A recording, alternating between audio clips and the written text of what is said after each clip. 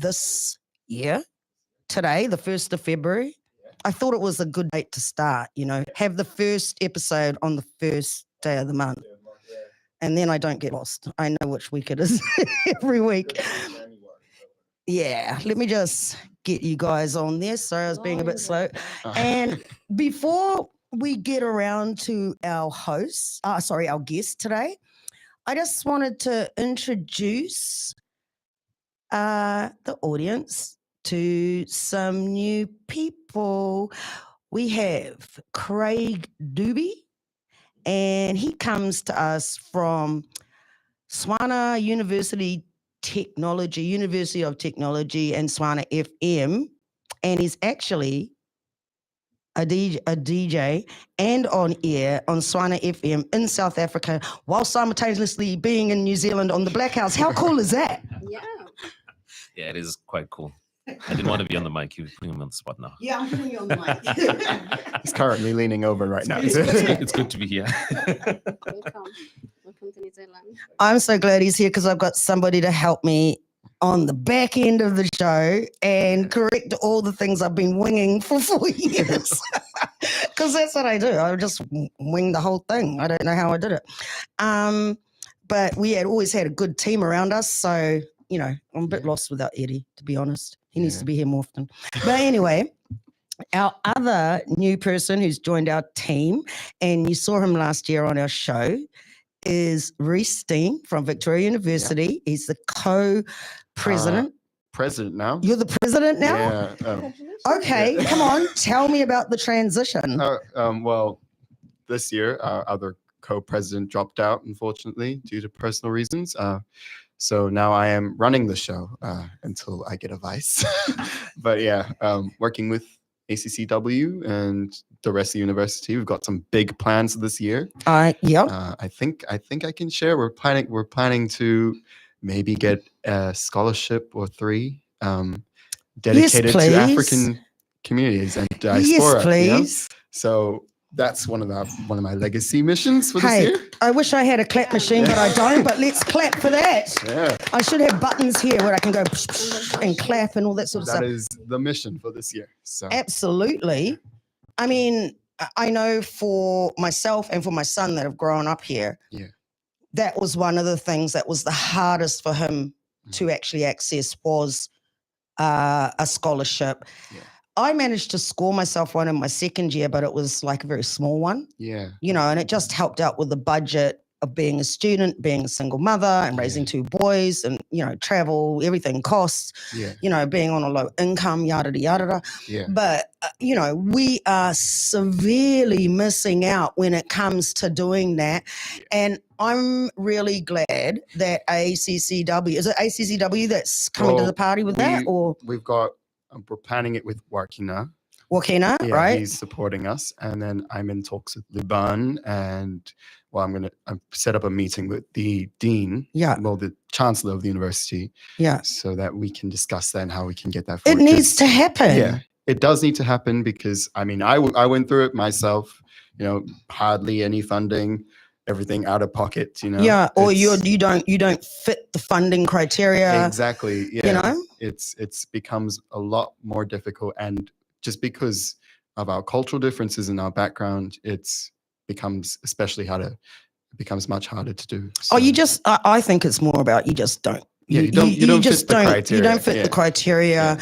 They're not thinking about you. No. And you fall between the cracks. They're just not thinking about you. Exactly. Yes. And I mean, you got to call a spade a spade. Yeah. I mean, I watched it with my son, and we were looking at all these different, and it was just like, if we could fit into some of the other criterias, say ethnic criterias or something else, he may have had a chance. But no.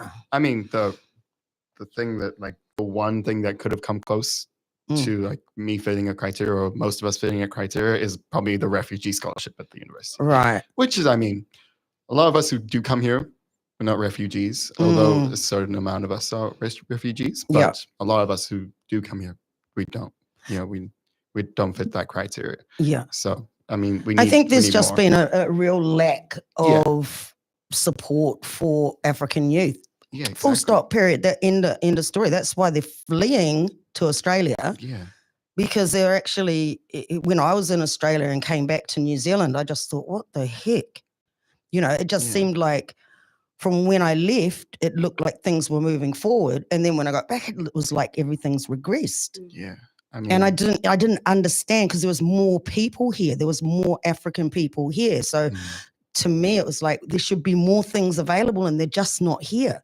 They're not, yeah. And that's what I thought. I thought the same thing. Surely there's a, African and the diaspora, like cultural scholarship, like academic or leadership or just, hardship scholarship. None.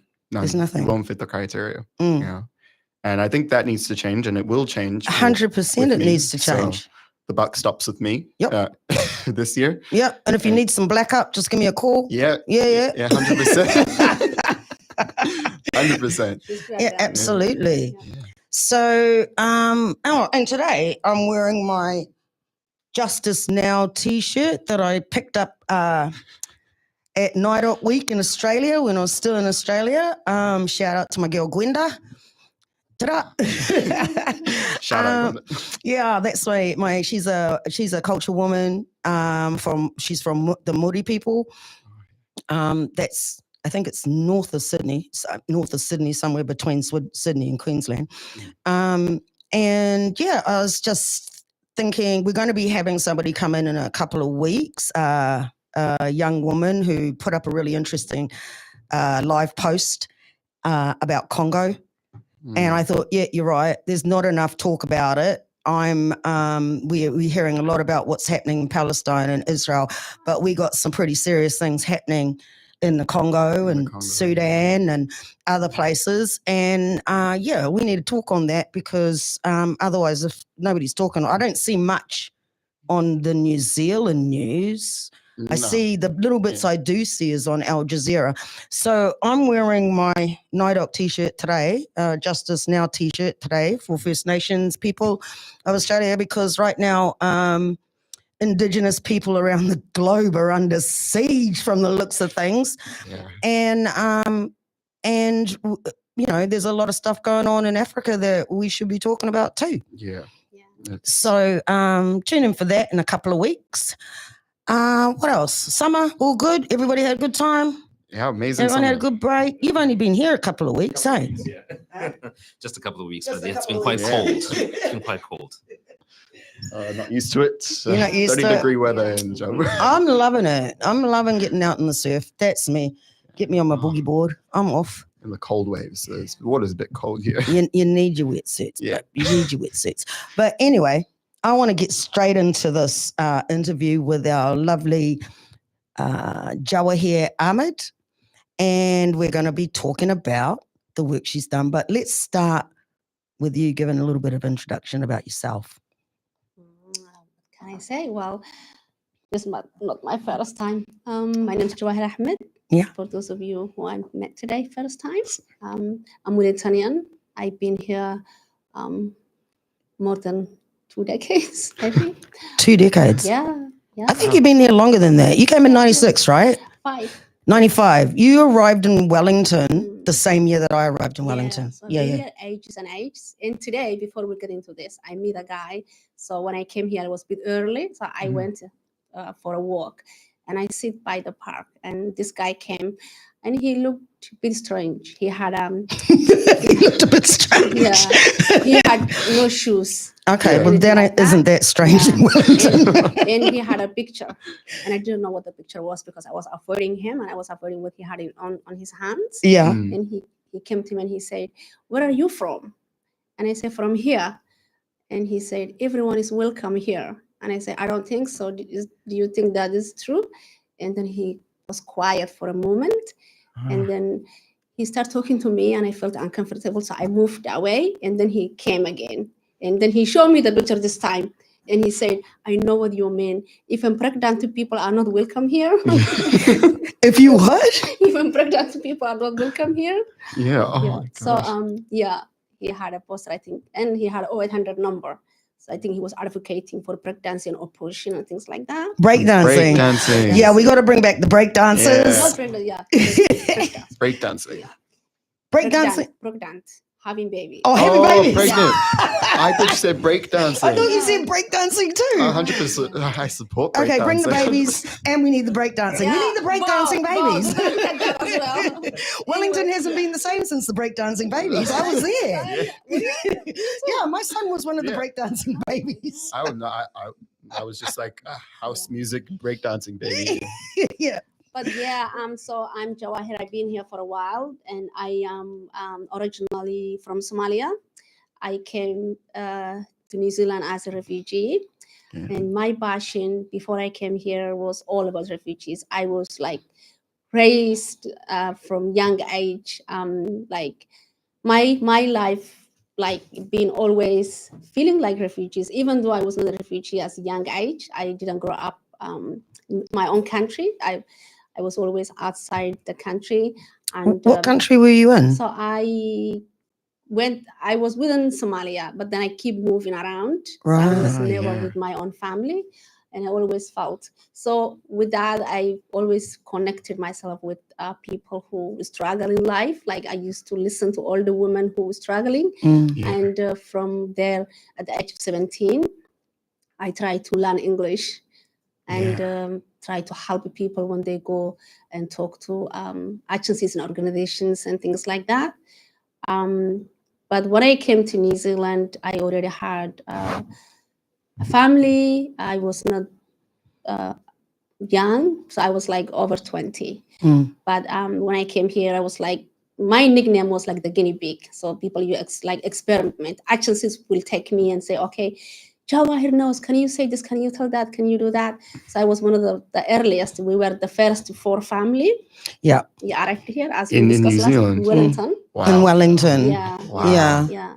So there wasn't much prior to 95. There was a few people that were here earlier than that, but the bulk of them came in 95. Yes. So some arrived in Auckland, and here were like 4 families, Somali families, and then 3 Ethiopian girls, and then me and my ex-husband, and and then we can see like African men who came for universities, and when you see them, you get excited, you say hello because you're seeing like people who are related to you, but there were no many people at that time. No, So it there was like, wasn't. Because when I first came back, from Tanzania, I was actually living in New Plymouth when I went to Tanzania. And I was there for about a year and came back at the end of 95 and just said to my girl in New Plymouth, I can't do this anymore. I've got to be around other African people.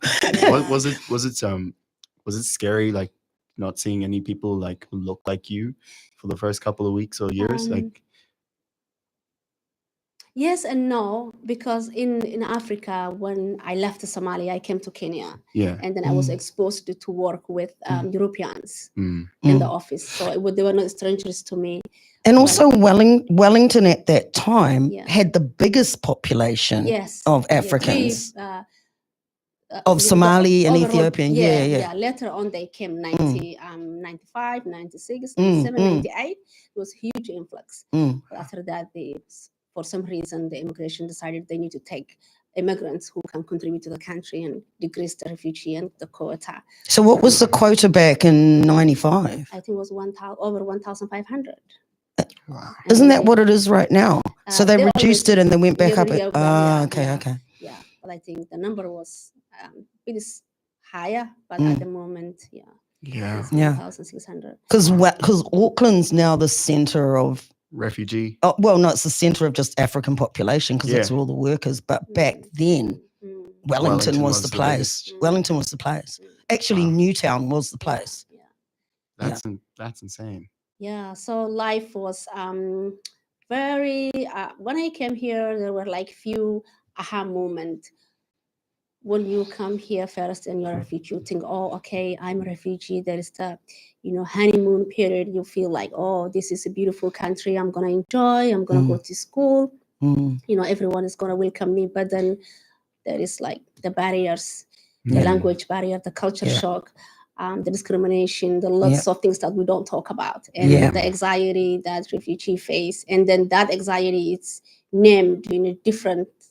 It's given a different kind of like names, but people who welcome refugees and immigrants sometimes misunderstood the issues that immigrants and refugees face when they come to their new home. Because they think, okay, you come from a war-torn country, you must be having some sort of like, flashbacks and some kind of trauma. Yeah. So everything's related to your past. Like there is little acknowledgement when it comes to the things that can happen to you here that can really damage you. Yeah. So for me, it's always been a struggle, and then try to maneuver that and to realize 3 components in my life: where I come from and where I call home and who I feel safe with, and what actually stops me when it comes to challenges and the barriers, and then where I can be. So fighting these 3 components and understanding those were helpful. But originally I came from a large family. I'm the oldest in my family. My mom passed away exactly the millennium night in Africa, and prior to that, I So haven't- 2000. Yeah, yeah. Wow. No, the millennium like was 2000. Yeah, 2000. Yeah, 2000. Oh my God. I was like, Okay. wait, I was thinking- another Wait a millennium? minute. Yeah. I started wait a thinking minute. I was like, 1000. what? Last year? I was rethinking my you life. get that, here. I yeah. was like, okay. So my mama died, and prior to that, I haven't seen her for 17 years. My dad is still in Africa. He's a camel farmer. He's doing well, and I got my siblings here in New Zealand when I came. Some of them, Yeah. my biological siblings. But so it's always been a struggle, and for me to define that for for refugee agencies and to others who support the refugees to understand better. But I had like few ideas back then, and when I took that idea, how to maneuver some of the problems and help with the refugees and help myself, I took that idea to men who run the communities. But usually, like we know, African men manage our communities, and there's a little room for women before we had Jessie. And I was told, because when you are speaking, you are very tough, so you need to tone down and rewrite Make your it speech. palatable. Yeah, rewrite your speech, because I do speak in the community, like within the community. So what, did when they I'm- tell you that it's you're coming on too strong? Yeah, scaring the- I need to like maneuver. Because I need because to- when I've seen you speak, you're very assertive, and I love it. Yeah, so that She was gets kind to of the like, point. and I Wow. was like, and then for that reason, I get scared people, but I continued. But what really hit me hard was a few years ago, before I finished my studies. That was my second year of my studies, and I was told to get 100 hours for volunteering hours. Yeah. I have to bring that back to my lecturer, and I couldn't obtain that. So I approached everyone, and everyone saying no. Some of them advised me to take my hijab off. Some refugee agencies the trauma recovery agency insane. of refugees told me, no, we can't, because you are studying a degree, because you're trying to elevate yourself. You are not eligible. And then I say, okay, I'm a single mom, and then offer me counseling. Yeah. And they were like, no, we don't do that. So I couldn't obtain that year any placement, and I became a bit depressed, and it was a bit struggling. It was really tough on me. What was your degree again? Bachelor of Counseling? Bachelor of Counseling. Yeah. So getting the degree, Yeah. not a problem. Yeah. But getting the work following it. Yeah, you have to bring 20 hours of personal counseling, because without taking care of yourself and actually, yourself doing those counseling hours, you're not going to be a safe counselor. So you need to do some counseling yourself. Right. And also you need to do 100 hours volunteering for experience for your practice. Right. So that year I could not obtain that 120 hours. And then there's always that catch. You've got to have that New Yeah. Zealand experience. Yeah. And then that was like, for me, it gave me aha moment. Who am I? Where am I? Should I be in this country? Why am I here? Why am I being brought here? Like, I did not ask you to come here.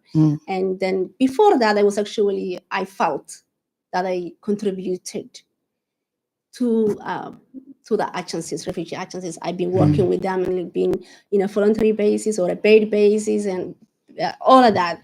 Expand on that a little bit. Let's like dig into that a little bit. So 1996, I was permanent interpreter for agencies, and then also helping like variety of agencies. And I was allowed to bring my kids, and I was working and supporting refugee parents when they are undergoing interviews, or like somebody wants to support them, they will bring the kids to my house.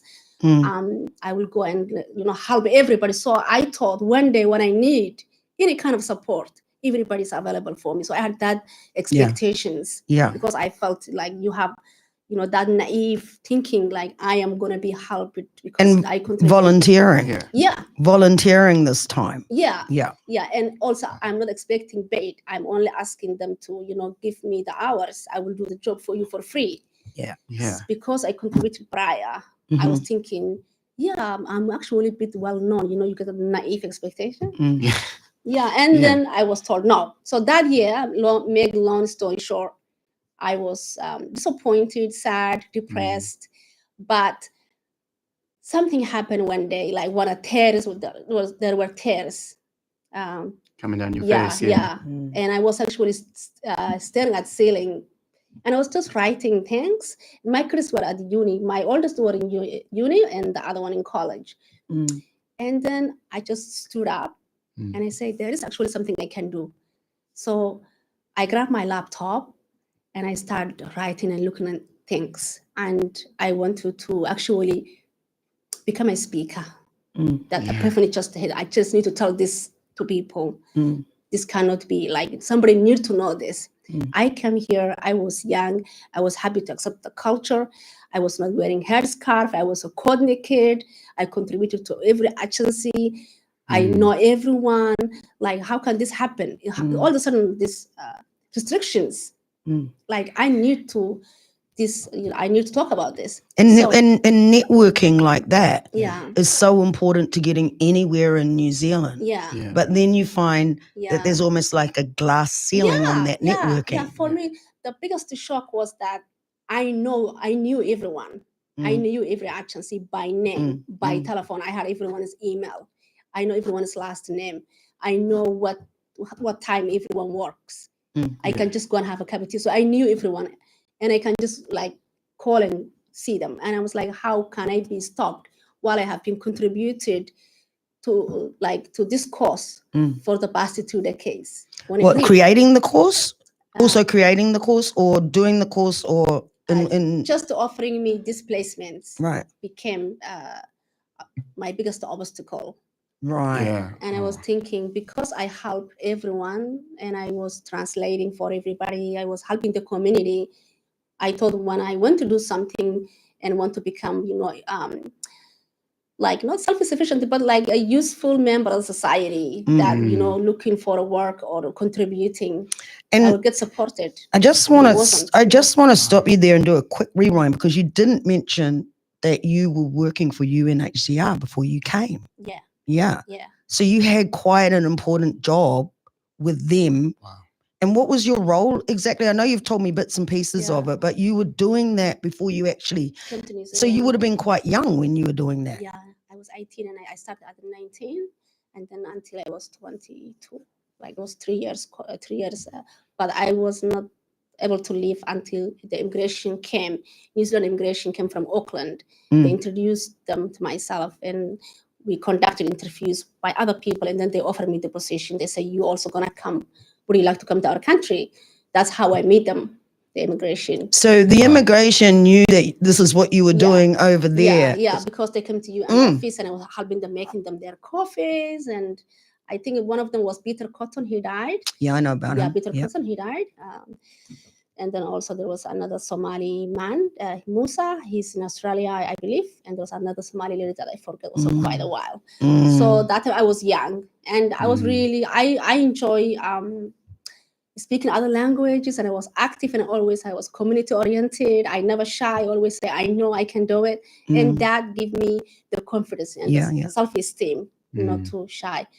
But when I came here and my kids were a bit older, and I thought, now I can actually stand on my own feet. Yeah. That's the time I faced barriers. Yeah.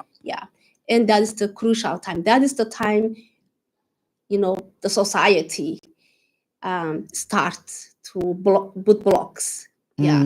When you need people, their help, they will not stop you. But when you want to go independent and do your own thing, that's what people like. That's how I feel. They don't want you to spread your own wings. Yeah. Did they? So that time when I was crying, sad, and disappointed, I decided I am going to make something. So what I did was I made a PowerPoint about trauma and what actually causes depression, because I thought my depression is caused by coming here. I believed, and all this thing happened. And why am I not allowed to get a degree? And I realized that anxiety and trauma and depression is not only what refugees comes with. I realized what actions is missing is what's happening to us Right here. here. Wow, Yeah. here, yeah. So I started researching, and then that year also I did not have any placement. So while I was doing that, someone forwarded me a article online on the news hub, I think. Yeah. And they said, you know what, the Ministry of Education is seeking someone who fit your description. There is a Somali sister, and she is in a high security, like very tight security place. Yeah, outside I know. Wellington. You know her? Yeah, I know. Yeah. I know her personally. Yeah, I me too. Yeah. I went there. And that was, Yeah. like even back Yeah, then, you know that we article. knew that was Yeah, something was going to Yes, be happening. You yes. could see it. You Yeah, could see that yeah, New Zealand was not yeah. ready exactly. for Wait, what was coming this, next. So I this- took that article, and then I also finished my PowerPoint and everything, and I did like really good research on what causes refugee stress, and I got some articles that been done in the UK and Australia and in New Zealand, and then I was prepared. I was ready to go, but I just needed the people to present to. Who am I going to tell? Like everyone, like now it's my enemy. I felt like, but I need to do something. So what happened was that I got that article, and then I emailed the person who was inquiring, the Somali translator, someone who was Muslim, someone who was hijab, and someone who can help with this lady. So I say, I think I can help. So they told me to come. So I went there, and they say, can you train the staff? And I say, yeah. So I took my PowerPoint and I show, and I talk about trauma, what causes refugee trauma, like all that stuff, what actually causes. And I say to the man, he was the manager of the service. I said, guess what? When he was interviewing me, you know what? I know what causes mental distress to people is the society we create, because I'm connecting myself to what's happening. And he said, yes, I actually agree with you. But what can you do for us? And I say, I can help with the lady, and I can also train the staff. And he said, okay. So I started doing that. But I wanted the job, not the training bit. Yeah. Because the training was just like talking and not getting the security. And also I needed money. Yeah. So like all this working for free, man. Like I know what Done it's it way like. too long. Yeah. So I say I need the job. Anyway, to cut that short, I did a couple of trainings. And then also I did not get the job because the woman was unstable. She had severe mental disorder. So she said she needed her tribe. I wanna just fast track now because you now have contributed to a very important refugee handbook for healthcare and healthcare providers and social workers and stuff. Tell us about how you got involved with Marieke Jasperse, PhD, and you actually got together and wrote this handbook to help deal with that section on dealing with trauma and how social workers and health providers can actually be a little bit more aware, I suppose, is the word I'm looking for. Yeah. So that same year, I met her in an event. I met Marieke Jasperse and in a refugee event. And she was also doing her master's. She worked with refugees most of her life. She has huge knowledge. She has also PhD based on refugees. I think her PhD is called the Misrepresentation Crisis in the Refugee Sector. Wow. Have you know that one? Yeah. Yeah. Yeah. So she completed her PhD 2020 about refugees, and it was really huge in New Zealand. Wow. It's been in crisis since Yeah. 95, I think. Yeah. And she also have a master's on the subject, and she's also a consultant. Holds a high position. But my connection with her was when I was actually doing bit of research about what causes refugee stress, because I was actually upset the assumption about refugee agency thinking that we are stressed. And the stress because you come from there. Came from there. But they're not acknowledging. So that was my fight. Yeah. And when I meet Marieke, I asked, we talked a bit about refugees, and she was really passionate. She's still passionate. She does a lot of advocacy, and she was passionate, same as me, and worked as a cross-culture also when she was young, and still involved in refugees. And really, she's a huge like advocate. So I decided to do a research, and I when I meet her, I asked, I'm doing a research paper. I'm also doing presentations, and I want to talk about what actually happens to refugees after they arrive in their new home. And she said, I have two papers. This is the two best, like amazing. She sent me a paper called Summerfield, 1919 Summerfield. I haven't read it, but it's amazing. It's based on Rwanda genocide and refugees, and I'm familiar with psychological, that psychological stuff about refugees, and like also they did some research on children, refugee kids, and all of that stuff. And another one, UN statistics about mental health about refugees. So I used that in my presentation and on my research and everything. So that's how I met. But when it comes to writing the model, Marieke requested, I think because I meet three criteria. One, I was refugees that have a lived experience. Another one, I might be a counselor. And the second is that they needed someone who have aged care qualifications. So there are three criteria, and being a mother and raise children in New Zealand, because they were writing about future generations. Elderly people, young people, and also refugee trauma approach. Because that's your section that focuses really on trauma and all of those issues. But it was like for me, and I think for Marieke, it's all about making agencies to understand that it's not because we came from war-torn country. It doesn't mean that everyone has trauma. People are resilient, and there should be some type of acknowledgement that our new home, if it's not welcoming, if we are facing discrimination, racism, lack of employment, and obstacles, then we're going to have some sort of also, issues. Issues after the fact. Because one of the things when I was reading through it in sections, but not just pages, 10 pages. That's a lot of reading for me. But anyway, I was thinking about the Te Whare Tapawa model that they've fitted it. But psychological model, that they've fitted it in or within, and then I was also looking at how in the article they were referring to resettled communities, not refugees, because refugee has been weaponized here. You've now been put in a box, basically. Like if you're a refugee, what's the next thing that comes? So you can't just be a refugee all your life, and it never made sense to me that people were still calling themselves refugees when they were resettled. I think, like, if you're resettled, the refugee part is the transition period, right? Transitionary period. Do you think that the term refugee needs to just stop being in news?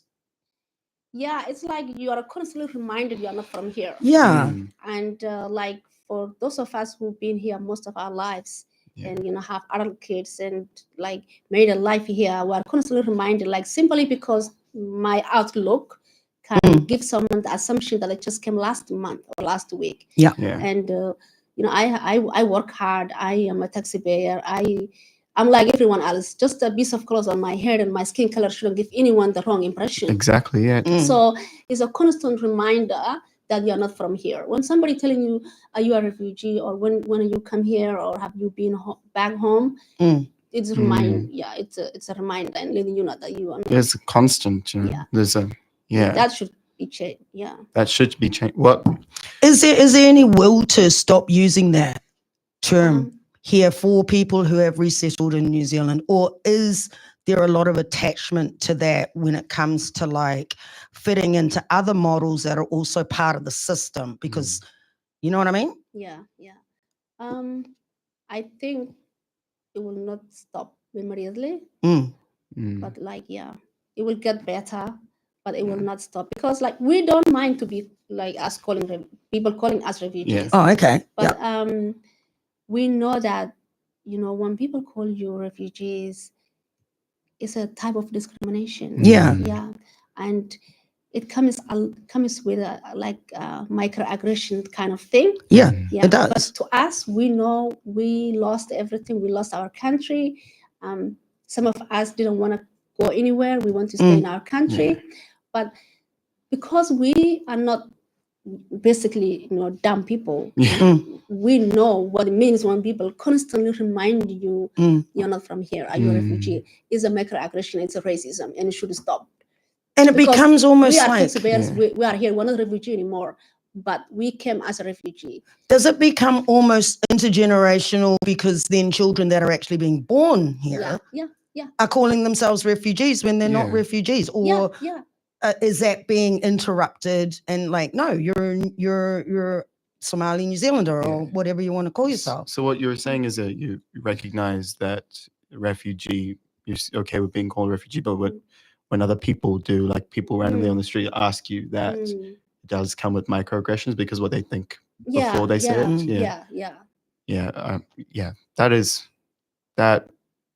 I get why that could come across like that, and it's just a mindset. Do you think how long do you think that will take to change in New Zealand? If it hasn't been changed like for the past 30 years, I don't think it will change anytime soon. Because it will, I think, like we have some, we don't understand refugees. We always think like refugees are like people who, you know, just arrived yesterday. Arrived yesterday, or have nothing, or need help, or weak, and that people want to keep you in a box. There's layers. From what I can see, there's layers to the microaggressions. There's assumptions that are made about who you are as a person.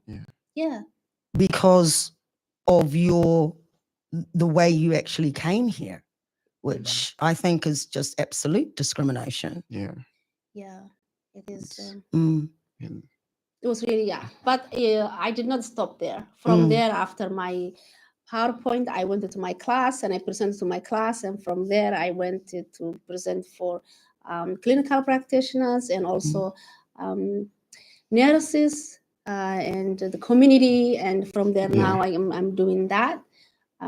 But agencies is also, when they realize I'm doing something like that, they come with their, like they hit it. The same day I release my small work that about refugee work and all of that.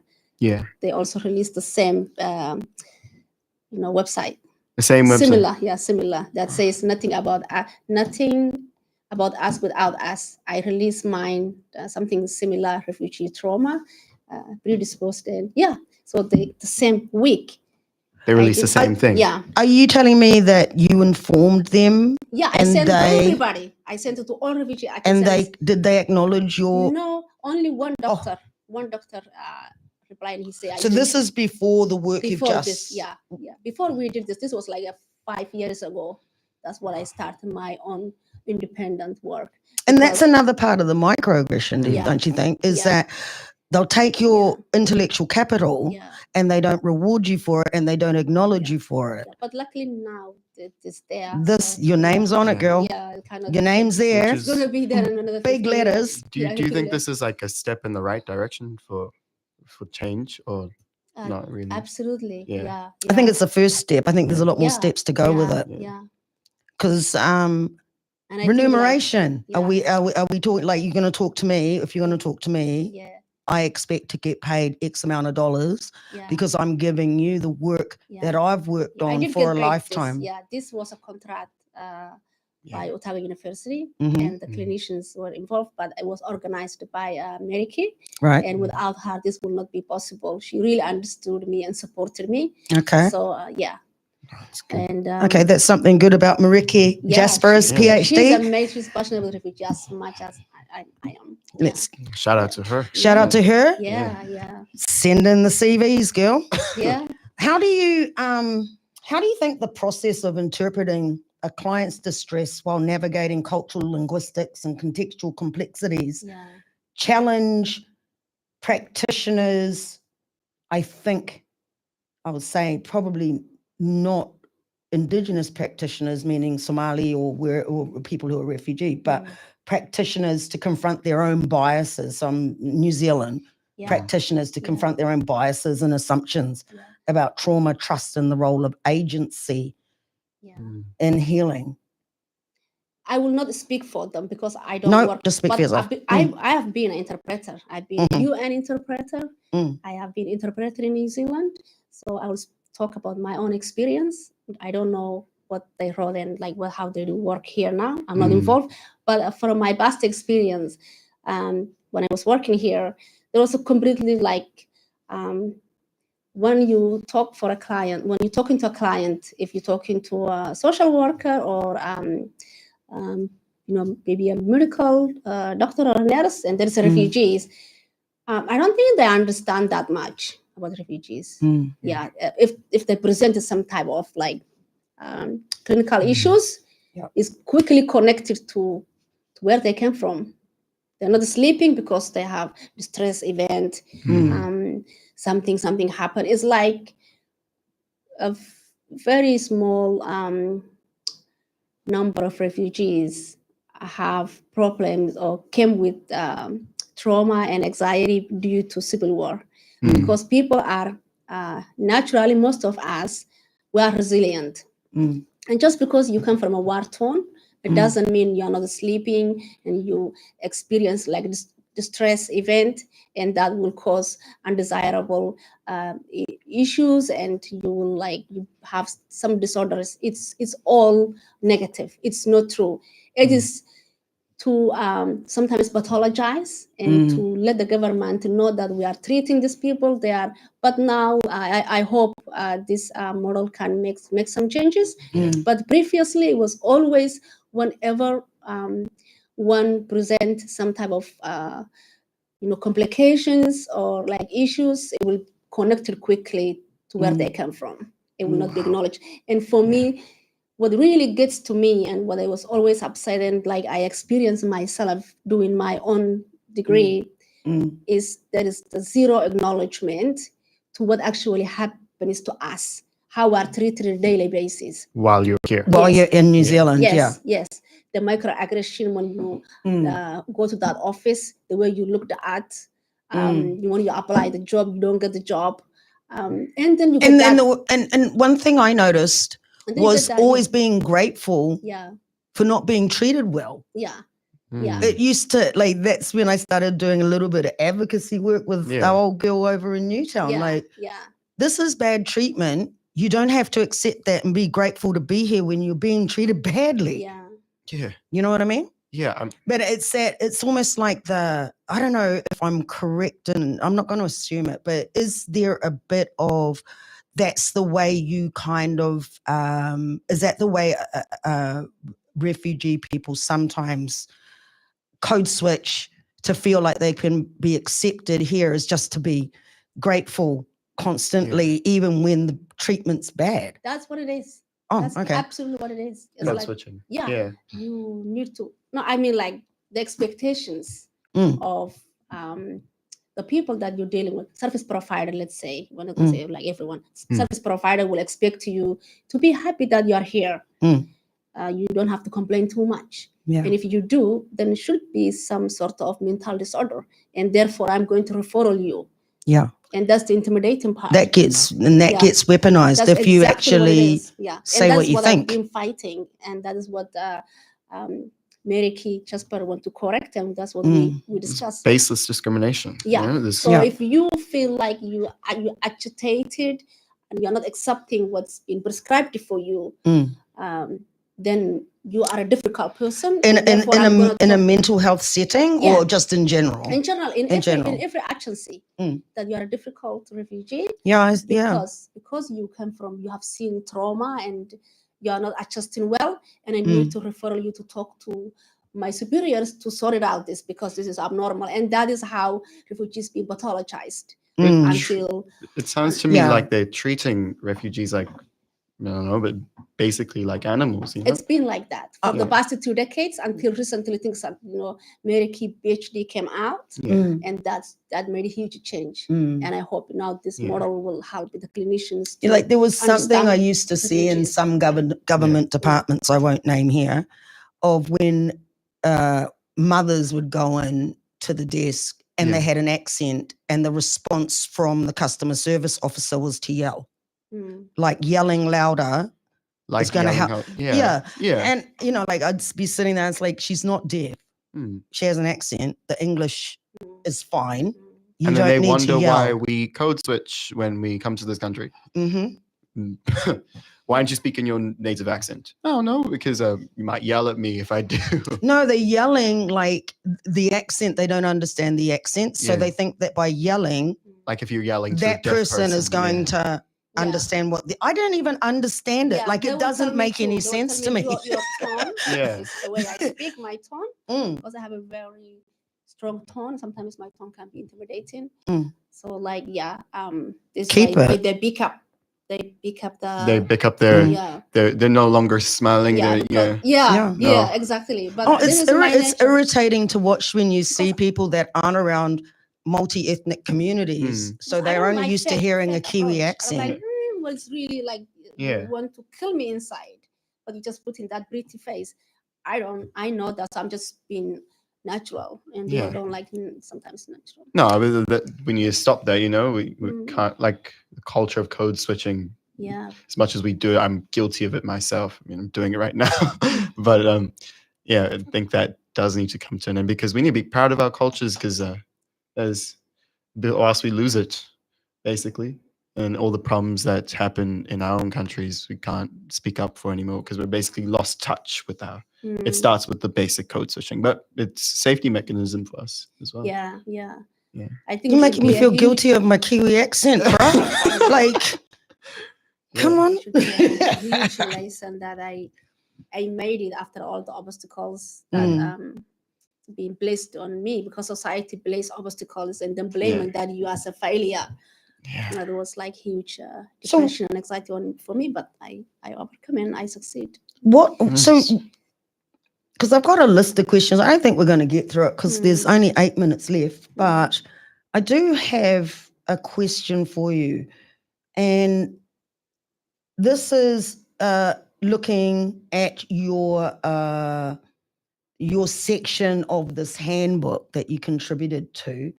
What systemic and societal shifts do you think are required to move beyond addressing surface level issues like language acquisition towards fundamentally transforming the environments that perpetuate exclusion, bullying, and also enabling adolescent refugees to redefine their identity and agency and place within a New Zealand community, because that's where they are, that truly values their contributions? What fundamental things need to shift here? I think Marieke wrote that section. It's not my section, but I can maybe a little bit try to answer some of because I do have kids. And they are young and they're born here. But I think it's just to, be human. Don't be tough on the society, and don't. Sometimes there is a huge interference when it comes to kids and families, and we have our own ways of raising families and dealing with our own issues when it comes to kids. And some families don't understand, some service providers don't understand that, because in a Western approach of youth and Western approach, the African way is different. Very so different. There has been clash. So it's all about understanding and coming together and talking to parents. And saying, how do you do this? How can we help you? And there is a huge services in schools where youth can get support if the parents don't speak English. But it's like, don't force your culture on other people. As a counselor, we've been told, ask your client what is appropriate. If they want to start with a session with a karakia, or if they believe something else, don't enforce. Or do all of it. Do all of it. Exactly. So it's like sometimes it's not now, but when we were new here, we felt we've been the different culture was brought to us, and it was like, accept, take it. This is how we do things. Like now they're trying to teach like the same way when colonizers, they try and teach you French or English. This is the way you speak now. But so this is how we. And half of them can't even speak English properly anyway. So you just have to go to Oz for that. So it's like you have to meet somewhere in the middle. Don't force your ideas on others. I'm also thinking about things like women who are aging in New Zealand and from, resettled communities. How do you think better support services to address the unique myriad of health changes? And I like to ask about older women because we hardly ever do that. We hardly ever talk about us old girls. So always talking about you young fellas, but so and the unique challenges that faced by older women, particularly in relation to menopause, chronic illness, trauma, recovery, whatever else has come or they've found where they are, while also considering cultural perspectives. How do you on aging and well-being, how do you think things could change in that area with us old girls? According to the piece of writing, I wrote this. I wrote this.